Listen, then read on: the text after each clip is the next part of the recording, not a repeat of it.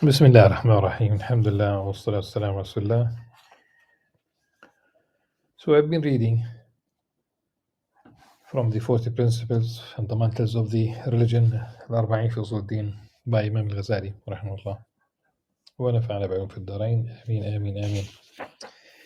And we read a few pages from the third principle from the fourth quarter of this book, corresponding to Ihya Ulumuddin, the revival of the religious sciences, of the Islamic sciences. And this is about asceticism. And thus far, we have, at least in the very last part of the last reading, we have read about the life of Prophet Muhammad ﷺ from this perspective. What did he eat? What did he wear? What did, and obviously it was austere, just to summarize what we have read. It's very simple.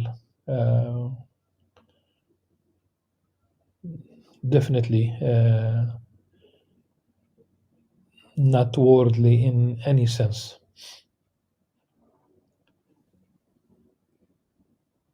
Even the straps of his sandals, the new ones, he asked that the old ones be back. And now we can continue reading, and the first thing that we read, inshallah, is about Sayyidina Umar ibn Khattab, radiallahu anhu, the Al-Faruq, the just caliph, commander of the faithful. 12 patches were counted on a shirt belonging to Umar, radiallahu anhu. Some of them from leather, the patches. And before we continue with the next story about Ali bin Abi Talib, radiallahu anhu, let us stop for a minute. At the time of Umar, there was, they talk about the state had plenty of money, but he would not even get himself a full garment. He was a tall person, and when people saw once that he was wearing a full garment, they asked him, which is beautiful, really, accountability about the whereabouts of this garment. Obviously, he took his share and the share of his son, the 2 pieces of cloth, to make one full garment for a tall person. And mentioning the 12 very famous muraqqa'at, the patched garment of Umar al-Khattab was very famous. I attended a meeting at the International Islamic University in Kuala Lumpur, and I was invited to a meeting with the Minister of Higher Education from the Arab world who came to visit, and the rector of the university, Dr. Hamid Abu Sulaiman, rahimahullah. So he invited me, and we were only 3 of us. And this Minister of Higher Education said something that bizarre. He did not have to say it. He said, had Umar ibn Khattab lived until nowadays, this story was about 1994, 95, approximately.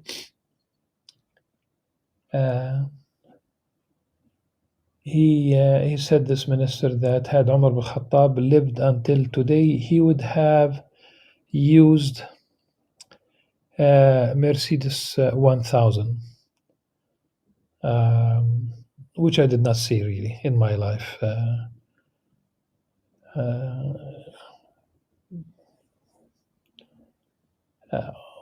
So let's put it this way, it's a fancy Mercedes. And the people might say, oh, this is a full option. Okay. Would Umar ibn Khattab simply use it uh, because it's fancy? And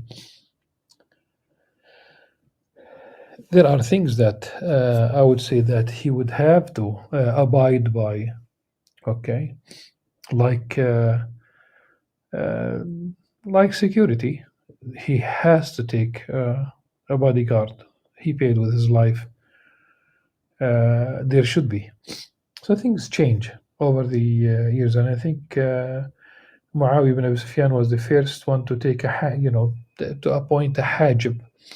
And hajib, yahjib, is somebody who would basically is in control of who enters and who shouldn't. And but I thought that in my mind immediately that it was very, very wrong to think that Umar al-Khattab would have. But of course, that minister was justifying for himself. Okay, if your country can afford to give you a Mercedes Benz 1000, that's fine. I'm not saying this is at the end of the world, but to paint such important personalities for us in the history of Islam, we the history that supports a specific worldview. They were cut from a different fabric, I would say, metaphorically. Ali radiallahu anh, bought a garment during his caliphate for 3 dirhams. 3 dirhams, it's just like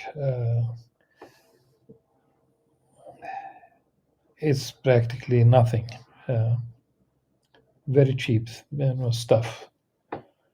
He cut off its sleeves from the wrists, so he did not want the sleeves to be hanging, show off. And he said, all praise is due to Allah subhanahu wa ta'ala, who clothed me with this from his provision of clothes. But the Arabic that I think this is really does include the word risha. Okay. So the Ali ibn Abi Talib said, Alhamdulillah, الذي كساني هذا من رياشه. ريش بريشة رياش بريشة ريش رياش. So this alludes to a specific verse in the Quran.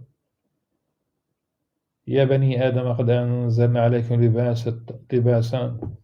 لباسا يواري سوآتكم وريشا.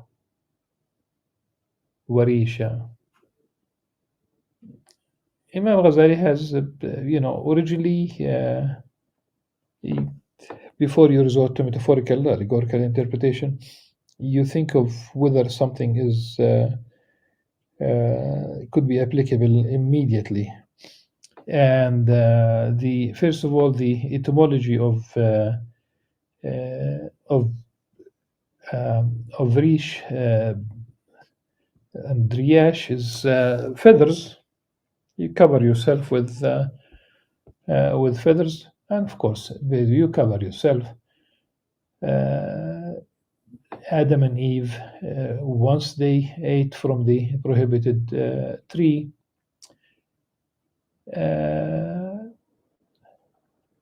at that moment they became aware of their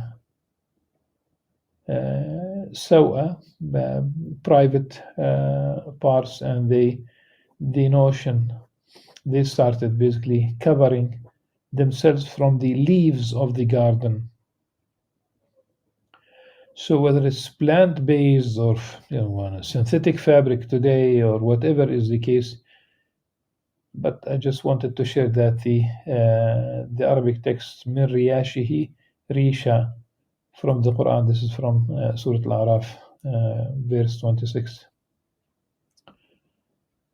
And then again about Ali ibn Abi Talib, radiallahu anh, he said, okay,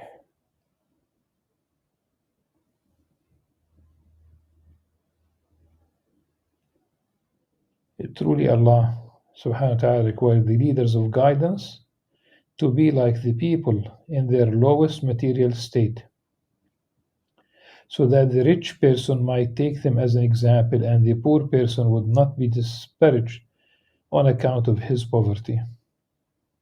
But before that, there is something about the garment of Sufyan, meaning Sufyan al-Thawri. Wallahu a'lam. Someone said, I estimated the value of Sufyan's garment and sandals to be a dirham and 4 daniks. Like $1.40, for example. I'm just giving a number. A dirham is a silver coin, okay? That's the. As for shelter, its lowest is that a person be content with the corner in a masjid or hospice like the people of the porch, Ahlul Sufa. The highest is that a person seeks for himself is a private place. The lowest is like Ahlul Sufa. Okay. But let me say that my understanding is that Ahlul Sufa was pretty much a transitional stage. People who came from Mecca or from different parts of the desert or from different countries. So it was not really meant for itself, Allahu Alam. So a private place, that is an apartment by either buying or renting on condition that it is more spacious than, on condition that it is no more spacious than necessary. He does not extend its height, and he does not regard plastering. He does not regard plastering it important. It is mentioned in the hadith, truly whoever raises his building above 6 cubits, 6 cubits adron. I think, I think a cubit is 68 centimeters, okay?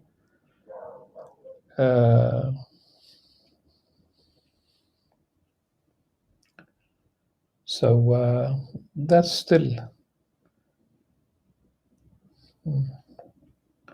some people estimate it less than this, 46 centimeters.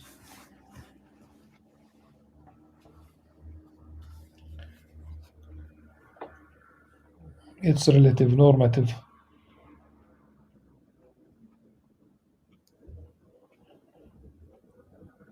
So if you talk about half a meter, that's 3 meters high. That's not bad, I would say.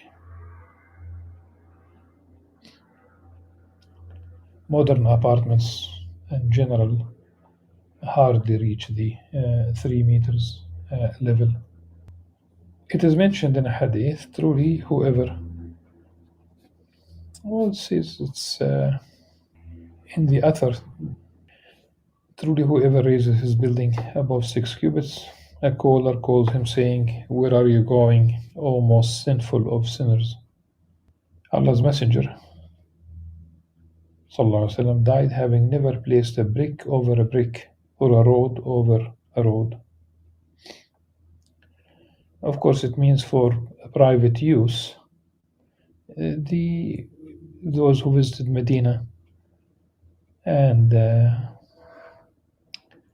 of course, the Prophet ﷺ, was buried in the room of Aisha, radiallahu anha. And we know from the sound traditions that at night when he used to pray in that room, the moment he wanted to prostrate, he will just simply nudge her leg a little bit to the side so that she could move it so that he could prostrate on the floor. Very tiny place. So here it talks about the private use, but we know that he, for the public space, the mosque, sacred space, he did participate himself in building the mosque. Sallallahu Alaihi Wasallam. Abdullah ibn Umar radiallahu anh, said, Allah's Messenger sallallahu alaihi wasallam walked by us while we were fixing a hut and said, indeed, the matter is hastier than that. The matter, whether their own end on the personal level or the end of this life in general, it's faster than that.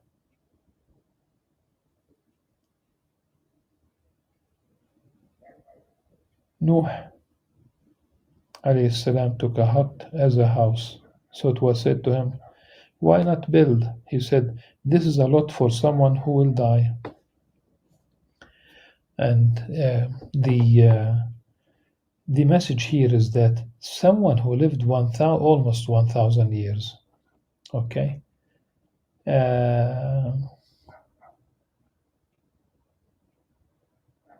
because the 1,000, it's not year. In Arabic, we have solar year and lunar year, sana and am. And there's just a little bit of difference there. So this is why I said almost 1,000 years, but it's not our topic right now to explain it. So for someone who lived for 1,000 years, he simply had a hut, not really a building. And it has been attributed to the Prophet ﷺ, though the chain of narrators is problematic. It's really, there's, when they say lean and inqita', it's not of the strongest chains, and also it is not connected between every narrator and the other. Something is missing in the chain. So it has been said that I will just mention it as a statement: whoever builds above what is enough for him will be forced to carry it on the day of resurrection.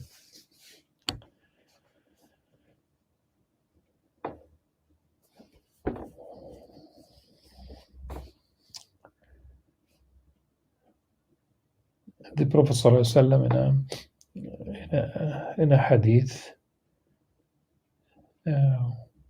every building is harmful to its owner on the day of resurrection, except what sheltered from heat or from cold. As for the furnishing of a house, it is also of various levels. The lowest is the condition of Isa ibn Maryam, Jesus Christ, son of Mary, peace be upon him, as he had nothing with him except a comb and a small jar.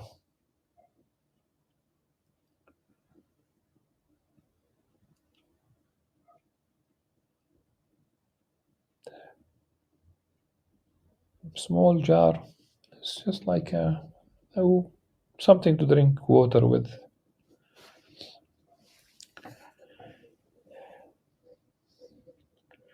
When he saw a person combing his hair with his fingers, he threw away the comb, and when he saw another person drinking with his hand, he threw away the small jar. He did not need even that much. The medium level is that a person uses the rough type of item for each purpose and strive to use only one. Umar radiallahu anh said to Umayr ibn Sa'd, who was the commander of Homs, what of the wall do you have? He said, I have my staff that I lean upon and kill snakes with it, or kill snakes with, if I encounter them. A knapsack that I carry, a knapsack of that I carry food in, a large bowl that I eat from and wash my hair and clothes in,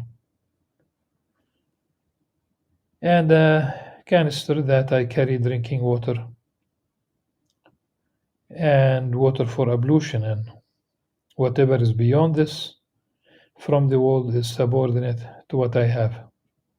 So Omar said, "You have spoken the truth."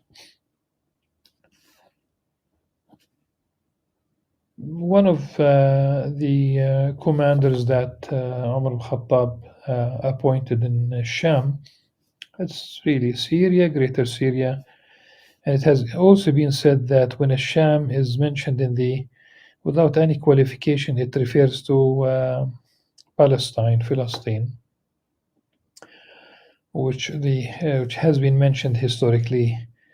The earliest that I have read is that it was mentioned in the year 3000, like it was 3,200 years ago, like 1200 years uh, BC.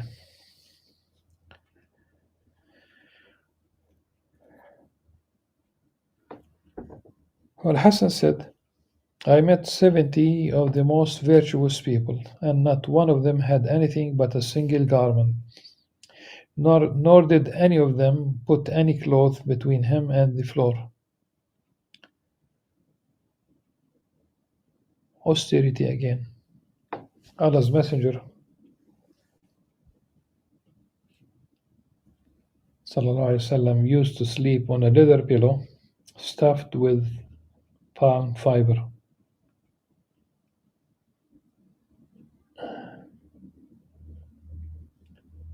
Well, in Arabic it says leaf.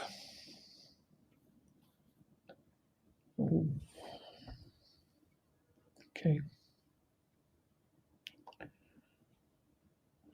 Was it from palm only?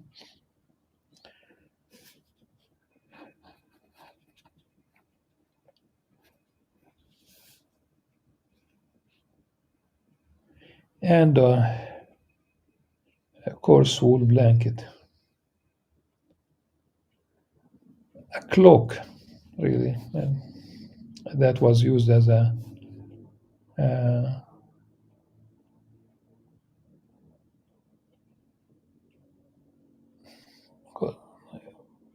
okay.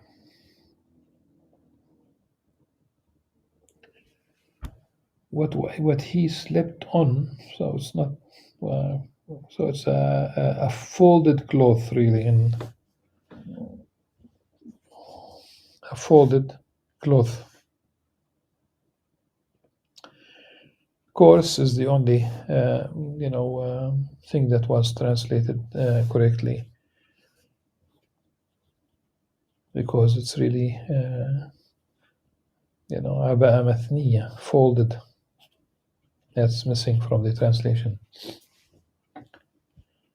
Still, it is this particular hadith. We have two parts. The first part, the pillow from leather, filled with stuffed with fiber. This hadith narrated by Tirmidhi, and it is Hasan Sahih. It's good. The folded cloak, this part was mentioned by Al-Bayhaqi, and the chain, so the is problematic. It's ضعيف, but one would expect that it is, despite the chain narrators, it could still be a simple mattress, or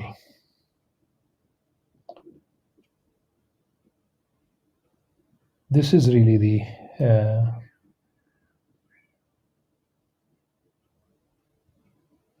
all these stories that Imam Al-Ghazali mentioned. He said,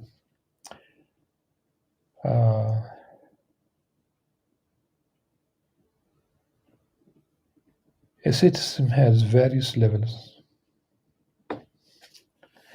This is the way of the ascetics in the world.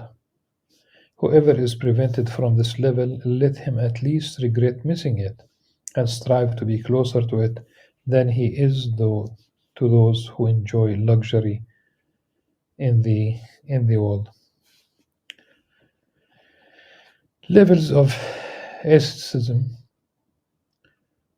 various levels. The first of them is that a person abstains, yet his ego inclines toward the world and he struggles against it.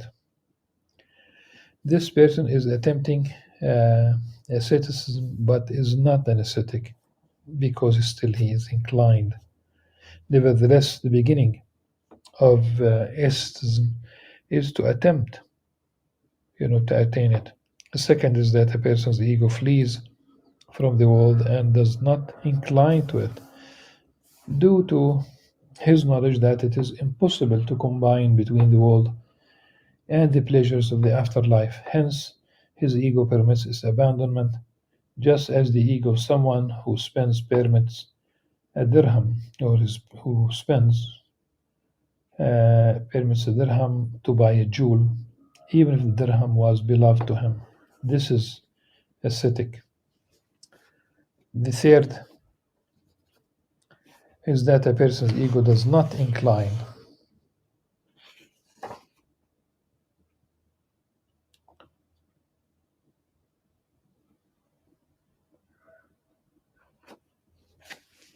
to the world, nor does it flee from it. Rather, its existence or non existence is the same to him.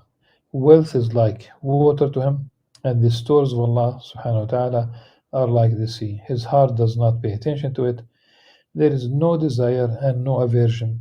This is the most complete because the one who hates a thing is preoccupied with it, just as the one who loves it. Um,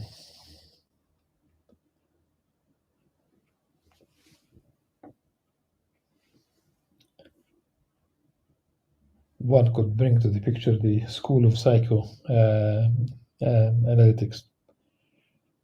Uh, it's not always right, but it's interesting to see. If you fight too much about something, if you fight something, if you hear something that much, meaning that you mention it all the time, does it mean that there's certain grain in the back of your head, in your consciousness, uh, that still attached to it.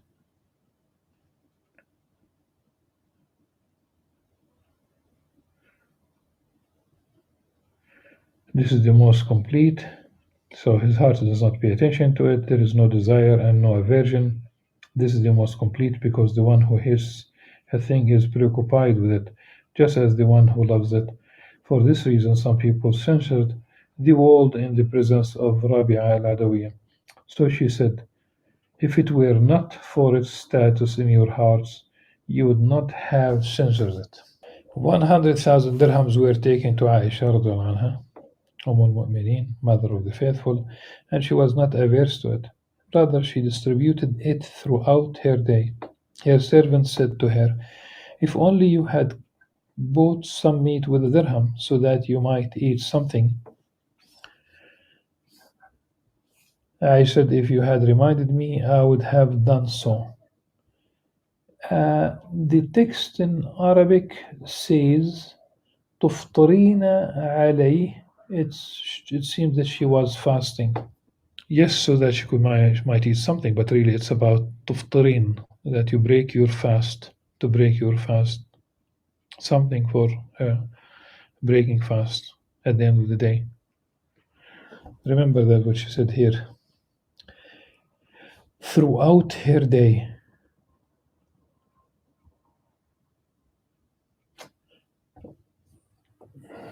During that day, doesn't have to be the whole day. ولكن فرقتها في يومها. This is true richness and it is the most complete form of aestheticism. However, it is a place probable delusion for fools. Every deluded person feels within himself that his heart has no attachment to the world. The sign of there being no attachment is that a person does not perceive the difference between all of his wealth being stolen or the wealth of someone else being stolen. As long as he perceives the difference, he is preoccupied with it. Enough for today, inshallah, and tomorrow we will continue بإذن الله عز وجل. God willing. سبحانك اللهم وبحمدك نشهد أن لا إله إلا أنت نستغفرك ونتوب إليك. السلام عليكم ورحمة الله وبركاته.